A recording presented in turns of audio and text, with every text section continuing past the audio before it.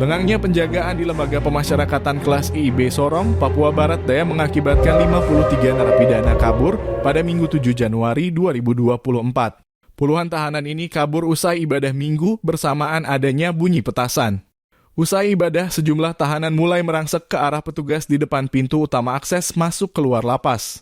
Para tahanan juga sempat mengancam petugas jaga sebab saat itu penjagaan hanya 2 orang, kata Kepala Lapas Kelas 2 Bait Sorong, Manuel Yunusi dilansir dari tribunpapua.com.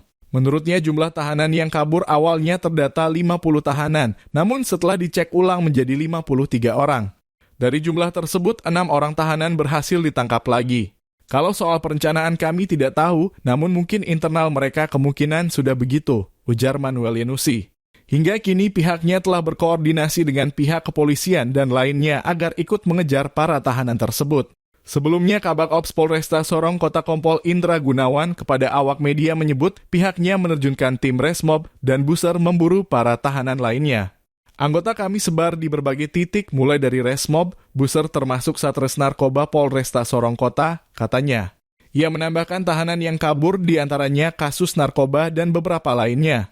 Berdasarkan informasi yang dihimpun tribunsorong.com, para tahanan nekat menerobos pintu utama lapas. Setibanya di luar, mereka ada yang sempat mengancam hendak merampas kendaraan warga yang melintas di Jalan Sabta Taruna, Kota Sorong atau depan area lapas.